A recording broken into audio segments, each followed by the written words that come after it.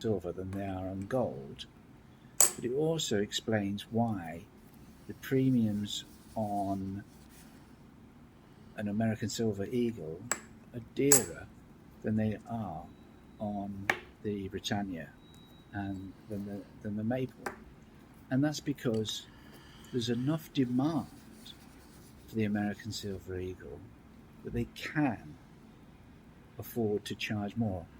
There's enough demand in the marketplace that they can charge more. But it's also they have to charge more because the cost of restocking after a sale is more for them to repurchase, to restock on the American Silver Eagle.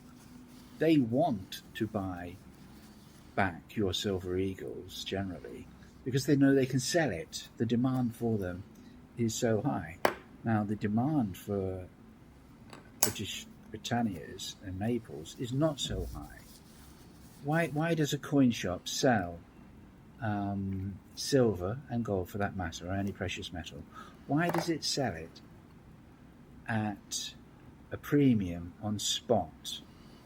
Why doesn't it simply sell lower to get more to get more trade in? If it could do that, well, for one is it would be doing itself out of a profit margin, doing itself out of business, and therefore it would sustain its business. But when it sells a coin, it doesn't simply it has to sell it at spot at that time in the marketplace, plus whatever the competitive rate for the premium is. It's not saying, well, I bought this silver coin, this particular coin, 2 years ago, and at that time the spot for silver was $10, so I'm now making at $29 for silver spot. I'm making a $19 markup already. Why don't they just advertise that their coins are a lot cheaper than a more recent entrance into the market, a local entrant into the market in town, a newer coin shop, who's had to purchase coins from a national bullion dealer, who hasn't purchased 2 years ago when the spot price for silver was, say, $10, and hasn't got that $19 comfortable profit margin already. This is the magic not the magic. This is the devil in the detail. So, whether or not your local coin shop bought the coins 2 years ago when silver was at $10, and now they're trying to sell it at a spot price of $29 plus the $10 or $15 premium, or whether they bought the silver, got it shipped to them 2 weeks ago when the silver was possibly even at $30 or $32, so they're losing on it.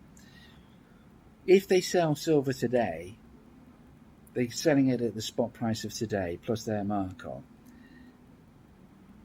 They have to restock immediately. So what they're thinking about is, well, if silver today spot price is $29, $30, I've got to sell this at spot price plus the competitive premium, say it's 12%, 15%. Right? Now they out of that, they know that they can't just consider the whole transaction.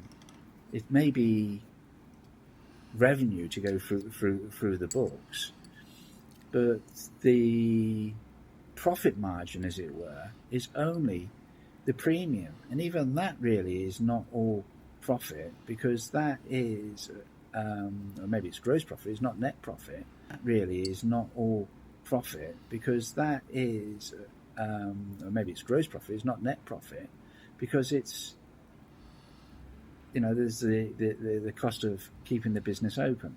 So first things first. First is that as soon as they sell a coin, they have to restock, and they're having to restock at today's price. So instantly, or at the end of the day, or whenever, they've sold, today they've sold 1 coin, 10 coins, 100 coins. They have to go to their wholesaler and say, I need now 1, 10, 100 more silver coins, or else I've got nothing to trade the next day or in the coming week or month or whatever it is. So out of all the revenue they've taken in, everything apart from the premium is just their capital that they've got in. They might have only put in the capital, they may have put less capital in originally, but they've got to restock at today's prices. So really their profit margin, if it is even full profit, is only on the premium. So then let's look at what is their profit margin. Now, if they're an LCC in America, a limited company elsewhere, it's not all profit to the local coin shop itself. He's obviously got expenses, electricity, rent, salary for staff, and he may be paying himself a salary, limited. So then really the company itself is not making much profit, and potentially is actually declaring a loss, because that's the best way not to have a tax year or taxes to pay in that year. And he wishes to defer taxes by making losses. He'll have all sorts of tax things to consider. He may decide that a certain percentage of earnings he will pay himself, because as long as he's within a threshold of his income, he only wants to pay himself so much money. You know about Warren Buffett, only pays himself $100,000 a year.